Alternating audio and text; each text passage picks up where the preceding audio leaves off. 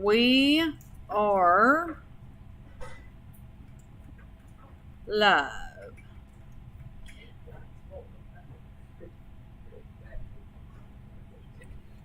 I don't even have it in me today. Okay, it's Friday and I'm tired. It's Friday the 13th. Is it for the 13th? Yeah. For real? How do the viewers know you're not dead? They don't. Okay, now, today we're going to talk about a part, just a very small part of the quadratic formula.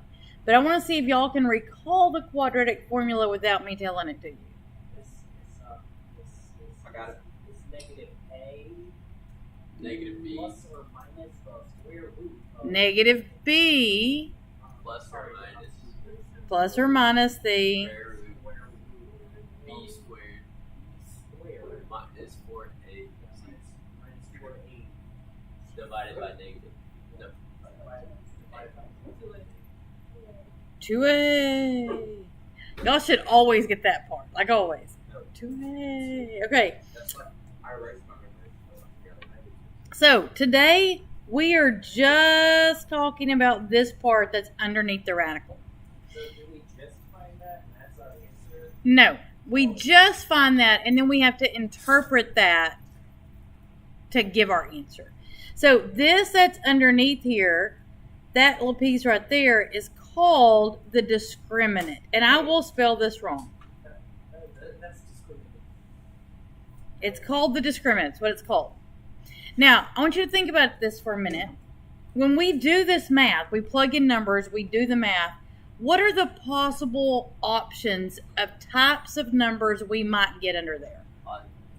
We could get a positive, or we get a negative, Imagine. or we could get what? Zero. 0. We could get 0, right? You could have underneath that a positive. You could have underneath that a negative. Or you could have underneath that 0. Those are your three options, right? Now, whatever it is, whatever happens, we're going to have that b plus or minus that b plus or minus that b plus or minus that, and then we divide, right? Right, technically negative b, right? So what happens if it's a positive underneath there? So real number. You get real numbers. And how many real number answers do you get if that's a positive underneath there? 27. What was the question? Are we just guessing now? What was the question? It's a sentence. If 12. that is a positive, then you guys said we get real answers, real numbers, right? How many real numbers, answers? All is not an option. Okay, let's throw some numbers in there and experiment with it, okay? So let's say that our B is 4, and then let's say this is 25, okay? Positive 25. Now, when I say this, I'm talking about we've already done all the math from the discriminant and we got the number 25, okay? Are y'all following what I'm saying? Yes. Okay? And then let's say this down here is just like, I don't know, 2, all right? Now, when we do the square root of 25, what do we get?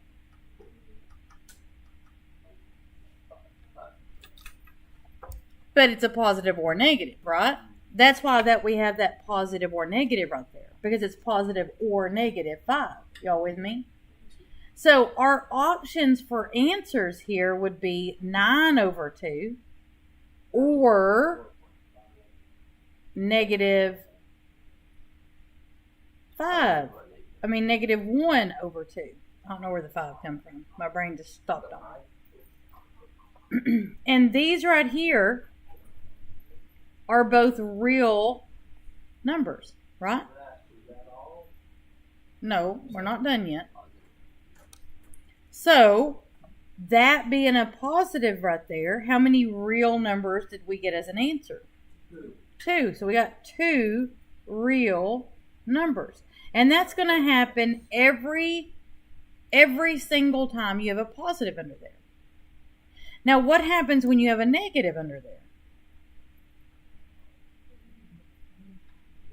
What did we learn about taking the square roots of a negative? Yeah, it's not real, right? You can't do it. You're going to get imaginary numbers. Now, how many imaginary answers are you going to get?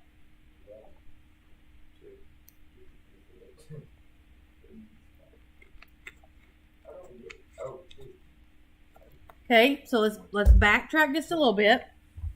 So I'm gonna jump down here so that I have plenty of room to write. Let's say in this case our B is 4 again. We're using the same numbers. The only thing we're going to change this time is that 25, which is B squared minus 4 times A times C, and we got 25, okay? Everything else is the same. But instead of having positive 25 under here, we have negative 25. Now, what effect does that negative sign have on our answers? Makes them imaginary. How many answers do we have? 2. Because we're still doing a plus and a minus, right? It's just that what we're plussing and minusing is imaginary this time. So our answers are both imaginary. So when we have this, we have 2 imaginary solutions, which means how many real solutions do we have? None. We have no real solutions. So if we're just talking about are there real solutions or not, our answer would be 0 real solutions. I'm going to pull this back up in just a second, okay? So this guy right here is going to be a graph that looks like this, where it crosses the axis 2 times, right? This right here is going to be a graph that looks like this, where it doesn't cross the axis at all. It has no real solutions. But now let's talk about this one, because this is the one that trips people up. So let's say that we put all of our numbers in, right? We put all of our numbers in, and we do the math for the discriminant. That's the B squared minus 4AC part. And when we do all that math, we get 0. Now, if you take the square root of 0, what are you getting? You're getting 0, right? So if I've got same numbers, 4 plus or minus, but underneath this radical, instead of being 25 or negative 25, we had 0, right? And you guys just told me that when I take the square root of 0, I get 0. The square root of 0 is 0, right? What happens when I do 4 plus 0? It stays 4. What happens when I do 4 minus 0? It stays 4. So either way, I'm still just going to have 4 on top and 2 on bottom, and I get 2. Whether I do 4 plus 0 or 4 minus 0. So how many solutions did I get? 1 real solution. So if that's a 0 underneath there, you get 1 real solution. And that graph is the one where it just comes down and kisses. Where it just comes down and kisses that axis. We're just touching. One spot. Right there. You'll see what I'm saying? And so, without doing the total quadratic formula, we can figure out how many times it's going to cross the x-axis by just doing the discriminant. Everybody with me so far? Okay, we're going to work some problems, okay? So let's look at number 1. So on number 1, we're not doing the full quadratic. We are not doing the whole thing. All we're going to do is b squared minus 4 times a times c. That's all we're going to do. But that's not our answer. What we get is not our answer. We have to interpret that information to give our answer. Our answer is based on this, but it is not this. Okay? So what is b? Negative 2. So we're going to have negative 2 squared. And then 4 is just part of the problem. What is A? What is C? So now we do the math, all right? So negative 2 squared gives me 4. What is negative 4 times 6? And then negative 24 times negative 3 would be positive 72. So as an answer, it's 76. Now, we did all that math, but this is not our answer. Our answer is going to be, because I'm not using the directions they gave you, I want to know how many answers there are. How many real answers there are. Now, if this is a positive value, that means we're going to have 2 real answers.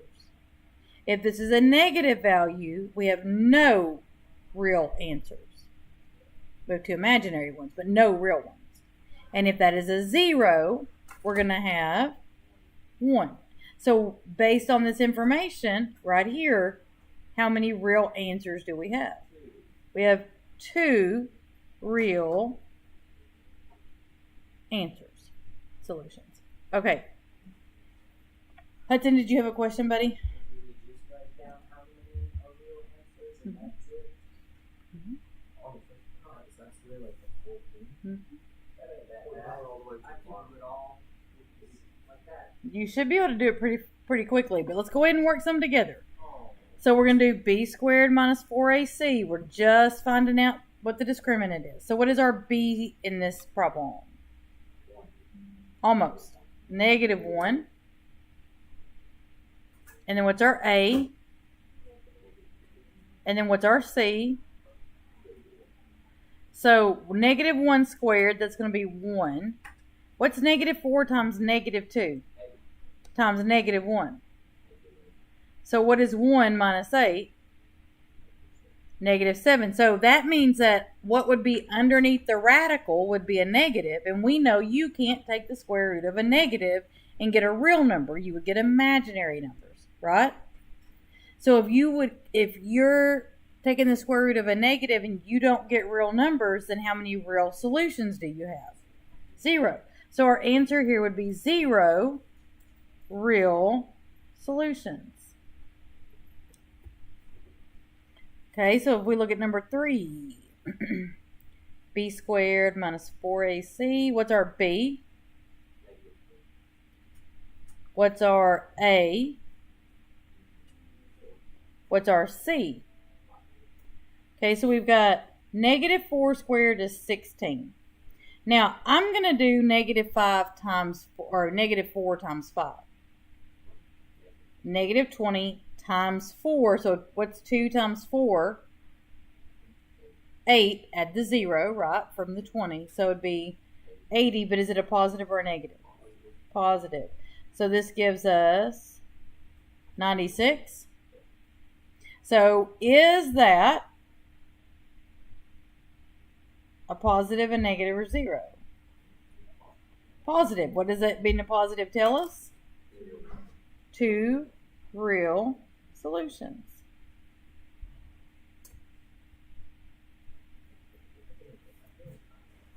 Okay, so let's do 4. b squared minus 4ac. What is b? 1. And then what is a? And then what is c? Okay, so 1 squared is 1. Negative 4 times 5 is negative 20. And negative 20 times negative 2 gives me, and it's a positive, right? So that gives me 41. So based on this being 41, what is our answer? 2 real solutions.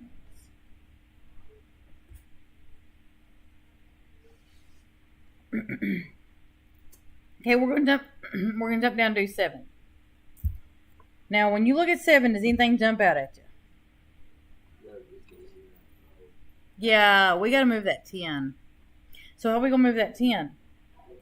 add the 10. Remember, you cannot, it's not in standard form until everything's on one side. And you can't identify A, B, and C if it's not in standard form, right?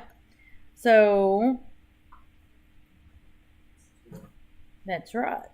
So then, B squared minus 4 times A times C. What's our B? Mm-hmm. What's our A? What's our C? Oh, yeah, 2. Well, I don't know what my crazy brain just did. Okay, so negative 3 squared was going to be 9.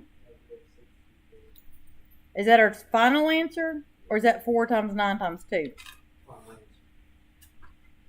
It's 72. Okay. Now, what does this tell us? Oh, we know really. That we have no real answers. We would have 2... Anybody know where I'm going with this? Imaginary. We would have 2 imaginary answers, but if the question is how many real answers, the answer is 0. None. So it'd be 0 real solutions. Yes. Oh, is that? This is a final answer. I wrote this when Landon said that's what it was, or maybe Hudson said that's what it was, and then, yeah. That was my bad. Yeah. I misinterpreted what they were saying. I mean, technically, Yeah. Okay. Y'all got any other questions? Uh-huh. There is not. You're just going to take a picture of your work. Mm-hmm. Your interactive worksheet from yesterday. You should have plenty of time. Nope. Yeah, so you're going to do 5 and 6, and then 8 through 12. 7. There's 7 problems.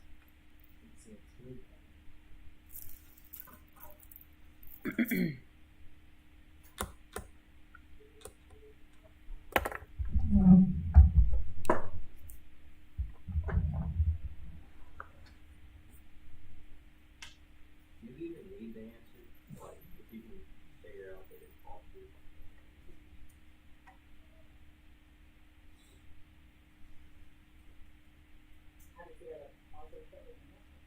Oh, just got to the math and possible.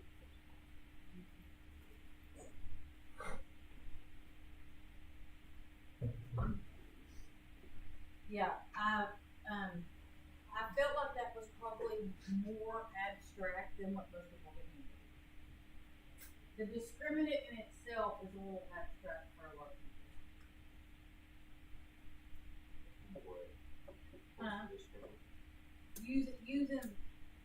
Using the discriminant to understand how many solutions there are is an abstract concept. Oh. And a lot of people struggle with that, with abstract concepts. And so I wasn't about to go into the, how do you do this without even doing the math? You know what I'm saying?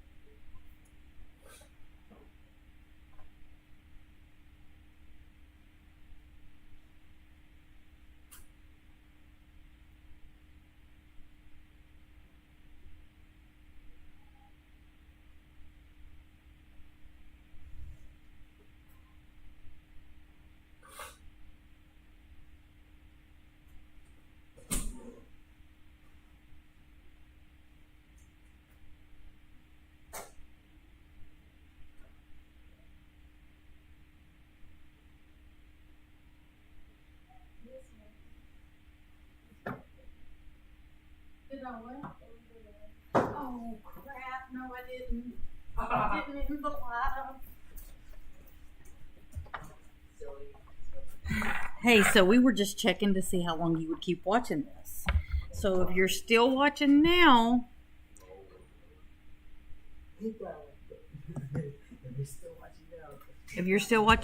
make sure you click thumbs up, share, subscribe, follow, leave a great review. 5 stars is our favorite number.